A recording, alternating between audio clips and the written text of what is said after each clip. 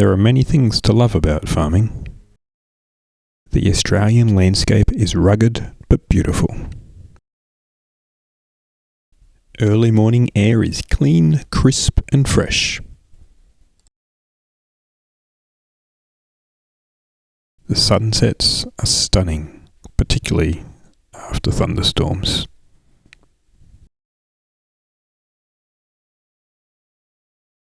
There is nothing better than steak cooked over a real fire. The cattle are peaceful, and the nearest neighbours, whilst kilometres away, are friendly and helpful. But none of these are why I decided to farm. Over the next 15 minutes or so, we'll go through what got me into farming. Might seem to start off a little bit slow. I'll go through some of the systems and processes that I use to regenerate the soil, to improve its health and vitality, to improve the quality of my pastures, to improve the health of my cattle, and to improve the well-being of those who consume the beef that comes off my property. And Moomoo's, look at that line of cows and calves over there. Isn't that cute? Yeah, so the cattle are hoping to get a new paddock right now. In front of us over there is a temporary electric fence, and on the bike they've probably seen actually the white posts and the reel, so I can set up another temporary electric fence further along, which will give them another portion of this paddock for this coming week. So they're pretty familiar with this routine by now. They know that I move them each week, and they've gathered around, followed me over here, waiting and hoping to get that new paddock as soon as possible with the fresh new grass. So I've just moved the cattle to a new paddock. Now I rotationally graze them throughout the property. So what that means is I don't let them have access to the whole farm at once. They're in a specific small portion of the farm for a week or so, and then I move them on to another specific small portion of the farm, and that's often called rotationally grazing. And the reason I do that is for the health of my pastures. So when plants, and grass is a plant, when plants grow and a herbivore comes along and such as a cow, comes along and eats them, they lose their green leaves, which is where they get their photosynthetic capacity from. So they're no longer able to synthesize. So the green leaves are like solar panels, I guess you could say, to the grass. So in order to recover from that, they have to use energy stored in their roots to shoot out new green leaves and grow new solar panels, to be able to generate more energy and grow from there. So herbivores come along, they eat the leaves, eat the solar panels, and then the plant has to expend energy to regrow and reshoot from that. So if you leave your cattle in the same paddock continuously, what will happen is that the cattle will come along and regraze those new fresh shoots. So the roots have just expended a lot of energy to grow some new shoots, cattle come along and eat it, and the roots have to go through that again. The now depleted roots now have to expend more energy to grow more leaves yet again. And that weakens the plants. So some plants can cope with that all right. They'll get a bit weaker, but they'll just keep shooting out. Others can't cope with that at all with the frequent regrazes, and they will die. Another aspect of that is soil health. So a lot of people aren't aware, but plants and grasses are a type of plant. Plants put energy, carbon, into the soil in the form of root exudates. So it varies depending on the species of plant, but anywhere between 20 to 70% of the energy that the grasses capture and create from the sun is not just stored in the plant or the roots, but actually is exuded from the roots into the soil by the plant as root exudates. So that's a large proportion of what they produce, and the reason they do that is it feeds the microbiome in the soil. So all the bacteria and fungi and microorganisms in the soil, they feed on that sugars and other compounds, those root exudates, and in return they help the plant. So it's kind of like a beneficial symbiotic relationship. They help in providing various minerals, elements, etc. that the plants needs to help it grow. So the plants are putting root exudates out into the soil. The microbiome in the soil is helping the plant in response. The more of that happens, the more carbon is stored in the soil. So most carbon doesn't get into the soil via decomposition, so leaves, branches, trunks, etc. falling onto the ground. Like mulch is very beneficial for the soil, but a lot of that carbon in that carbonous material will actually, during the decomposition process, be released as carbon dioxide gas. So it's not a stable form of carbon that makes its way into the soil. Whereas root exudates, via the processes of in the microbiome and the decomposition of the microbiome, that is actually how most of the stable carbon in the soil is created and stored. So everyone should want a high carbon soil content. Yeah, so it's the carbon that that helps form soil aggregates. It helps with water storage. It helps with the nutrition and elemental holding capability of the soil. So yeah, so that's another reason why I rotationally graze, is to not just aid in the health of the pasture and make more productive pasture, but also to improve the soil health, which of course also helps aid the pasture health too. So a whole heap of other reasons in relation to cattle and parasites and things like that. Yeah, I think that's enough for now. So there's an Australian doctor, Dr. Christine Jones. She's an expert, I think she's just recently retired, but there's plenty of YouTube videos of her talks and presentations available. So she explains the whole liquid carbon pathway, I think she calls it, as to how that carbon gets into the soil via plants, via photosynthesis and root exudation.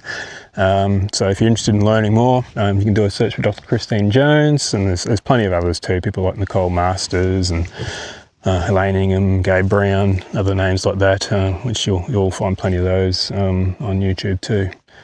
So yeah, that's a bit of a background as to why I rotationally graze my cattle throughout the property.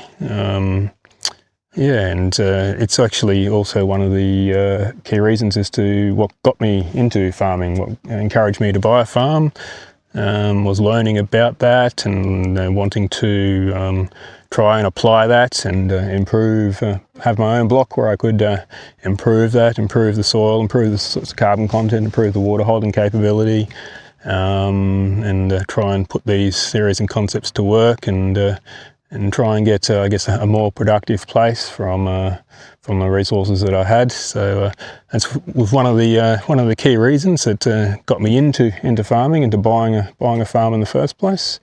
Yeah, so we started looking at places that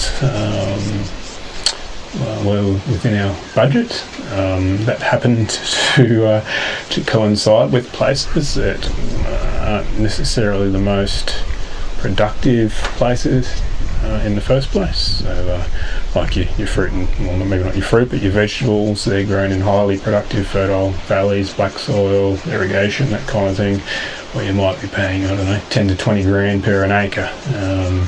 So I wasn't looking for that. I was looking for dry land that was unirrigated, a lot cheaper than that, and it gives plenty of room, plenty of potential for further improvement and growth. Yeah, so to have a go at buying a block of land that may not be the best in terms of its fertility, in terms of its soil carbon, but to have a go at improving that and growing some good healthy beef from that property, from that ground. So another aspect of trying to improve productivity and the health of my soils is diversity. So Dr. Christine Jones makes a big thing about pasture diversity. She indicates that a lot of our pastures shouldn't just be grass dominated. She thinks there should be a lot of herbs and other species in there. Watch YouTube's videos and things like where they say between 6 to 12 different species in the pasture is ideal. Is when you get that number of different species together, they start to form a quorum, as they call it, and there starts to be more interactions between those species and more sharing of resources, of the water, of the nutrients between them, and you start to accelerate the improvements to the land. So I have done a fair bit of seeding on my place over the years. A large part of that initially was just to get some decent, good ground cover on areas of the property which had previously been ploughed by the previous owner. So I put a lot of roads as well as other things into those paddocks. I've put a lot of plantain and chicory and brassicas and various legumes that have been put in different places at different times. I have a no-till seeder, which I put together myself. It's based on a actually it's just behind me over there in front of the tractor. It's based on double disc openers, which I did buy the double disc openers, and then I designed and built my own seed metering system, which feeds into the double disc openers. So the idea of that is it's minimal disturbance of the soil, so it cuts a slit in the soil that the seed can drop into that slit and gets covered back over again. So as opposed to ploughing a whole big section of ground and turning the soil over, and which tends to degrade the soil a little bit, we can just cut a little slit, and that's enough to get the seed in very good soil contact for good germination. And we can get some good growth from that. So that's one of the things I've been doing a bit of, is the no-till seeder, which goes behind the tractor, and I need to do some more of that too. I try and minimise the use of chemicals here in my property. Really the only chemical use I do is the spraying of lantana. Because I have a lot of lantana. I've got acres of lantana. I do tend to use a tractor initially. I've got a homemade stick rake on the front there. I do tend to use that to get rid of the big bushes, but then there's always a fair bit of regrowth, and it's often in rocky areas too, where there's no other real techniques other than to use the chemical means, unfortunately. So I do spray lantana with chemicals, but that is pretty well the only chemicals I use on the farm. I think 1 or 2 cows at different times have had a drench because they appear to have a bit of a worm problem.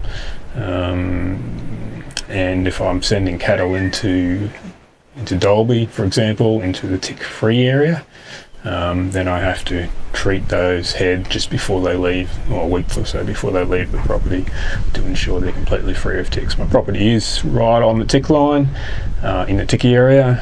It is pretty well free of ticks, but there is the occasional one here and there, and I do have to get those cattle treated if I'm sending them westward from here into the tick-free area. Most people know about organic farming and organic food, which you can purchase at some shops and often the supermarket too. And what organic farming is rules against the presence of certain chemicals, pesticides, etc. So it's a banning against certain chemicals that are known or thought to be harmful. So I guess what's different about that from regenerative farming is that regenerative farming is not so much about ruling out certain things, but about trying to improve and obtain certain beneficial things. So I guess that's where I differ in my approach here, is that I'm less about trying to restrict certain chemicals, although I do restrict them, but my aim is more to improve the living, breathing soil, to improve all the beneficial elements and compounds available to the plants and grasses growing in my pasture, to improve their health, which then improves the health and well-being of the cattle that eat my plants, and of course the health and I guess nutritional quality of the beef and other products that come off my farm.